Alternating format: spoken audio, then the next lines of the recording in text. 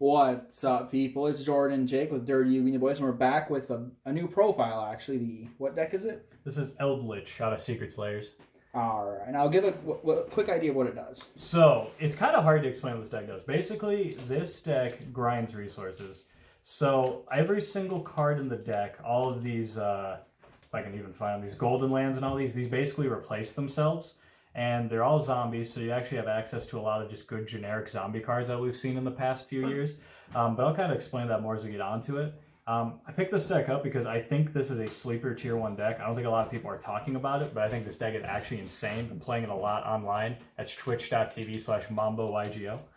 But so 3 golden boys. So what this does, in your hand, you discard this and one other spell and trap card, target a card on the field, and send it to the graveyard. So it doesn't destroy, it just sends it. So as long as it's not immune to targeting, you can out every card on the board. And like I said, all the archetypal spell and trap cards replace themselves, so you're pretty much just going plus.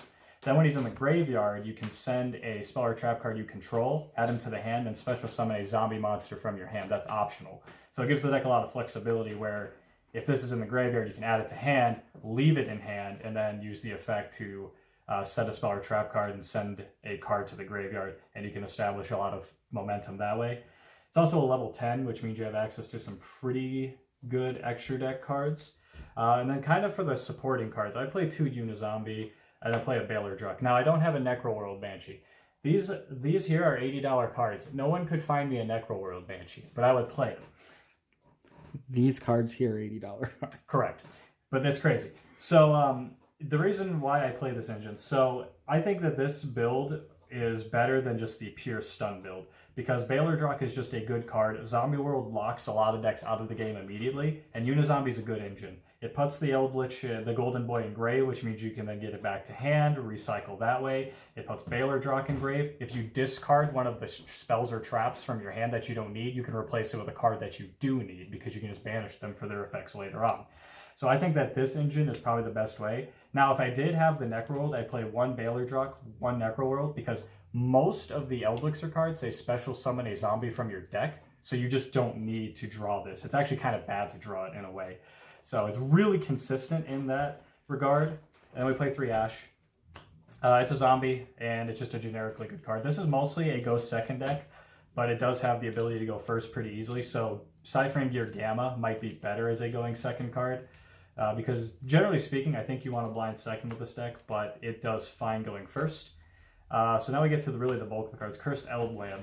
So what this does, continuous spell, pay 800, add either a golden land spell or trap or an Eldlich monster. So this is your way of getting to Golden Boy. And then when it's sent from the field to the graveyard, you can send a golden land spell or trap card from your deck to the graveyard, which again means you're basically just replacing that with any other card in the deck. So this is pretty much your starter. You want to see this every single hand, and even if it gets Ghost Ogre, you can still kind of play through it, and it's not that bad. And we have 3 Black Awakening.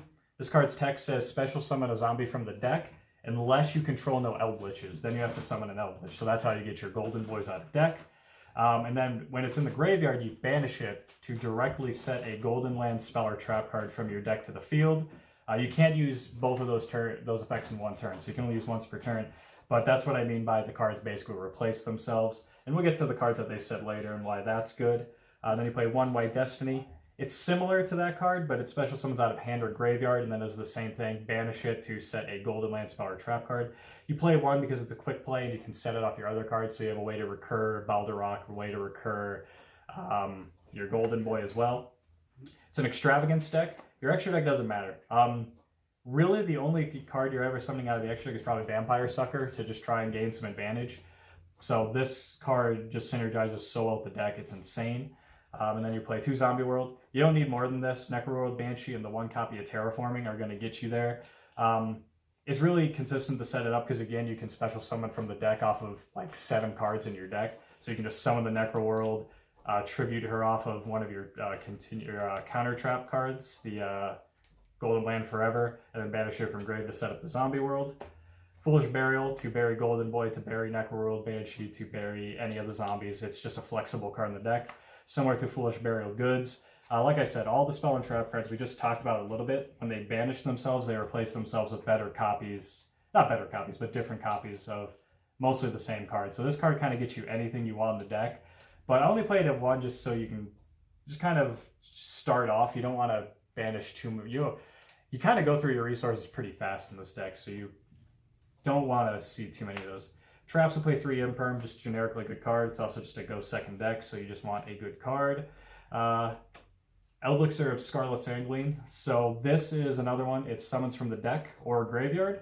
And then it has the same effect. Basically, it's the same effect as Black Awakening. Special summon from hand or deck. Unless it's an Eldlich, or you have no Eldlich, has to be an Eldlich, and then you banish it to set a golden land. This is good because when you set an Eldlixir off of the other golden lands, which we'll get into now, they can set this card, which gives you flexibility to summon on your opponent's turn. So Conquistador, 2 Hawk Arrow, 2 Guardian. So these are all trap monsters. So when you flip them, they become monsters. And then they apply effects as long as you control Eldlich of the golden land.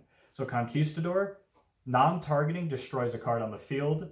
Haquero banishes a card from either player's graveyard, and Guardian zeroes out a monster's attack permanently.